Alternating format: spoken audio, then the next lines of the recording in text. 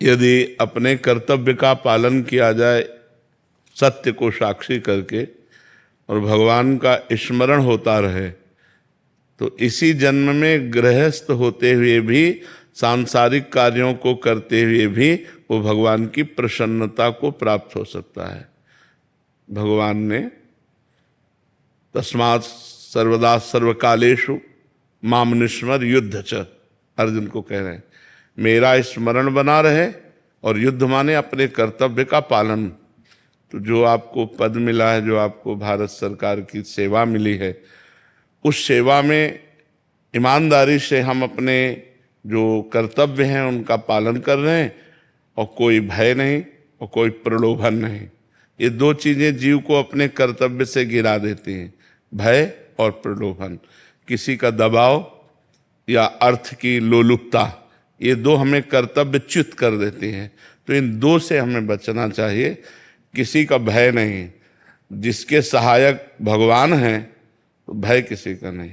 अगर कोई जैसे ऐसे कहे ना कि हम आपको गोली मार देंगे, तो बटन खोल देनी चाहिए, मार के दिखाओ। यदि उसको मंजूर है कि इसी क्षण हमें जाना है, तो हम चाहे जितने कवच बांध लें, बचेंगे नहीं। और अगर उसको मंजूर नहीं है तो हम छाती खोल के चले तो भी कोई हमारा बाल बांका नहीं कर सकता। इस सिद्धांत को समझ लेना चाहिए। सीम के चाप सके को तासु, बड़ रखवार रमापति जासु। जिसके भगवान रक्षक है उसका कोई बाल बांका नहीं कर सकता। तो किसी से भयभीत नहीं होना चाहिए। और प्रलोभन जो हमें भगवान ने धर्मयुक्त दिया है, उसी से हम अपनी इच्छाओं की पूर्ति करेंगे। अधर्म के द्वारा प्राप्त धन से जो इच्छाओं की पूर्ति की जाती है वो नाश की तरफ ले जाता है, और जो धर्म से प्राप्त धन से इच्छाओं की पूर्ति होती है वो उन्नति की तरफ ले जाता है। इसलिए प्रलोभन और भय का त्याग करते हुए, अपने कर्तव्य का पालन करते हुए भगवान का स्मरण करें तो लौकिक उन्नति और पारलौकिक दोनों होती हैं। और यही हमारे मनुष्य जीवन का लाभ है, क्योंकि मनुष्य बनकर हम उन्नति को प्राप्त हों।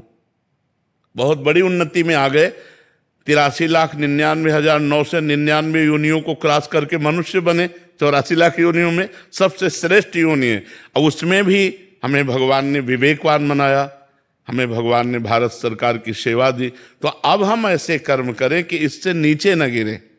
इससे नीचे जीना अब आपके लिए नहीं हो सकता। जैसे मानो इतनी ऊंचाई पर हम आए मनुष्य जीवन में, और उसमें भी इसमें अब आप नीचा जीवन पसंद नहीं करेंगे, अब ऊंचा जीवन पसंद करेंगे। तो हम ऐसा भजन करें, ऐसा कर्तव्य करें कि हमारा पद ऊंचा हो, हमारी सेवा बढ़े और हम प्रभु को प्रसन्न करने वाले बने।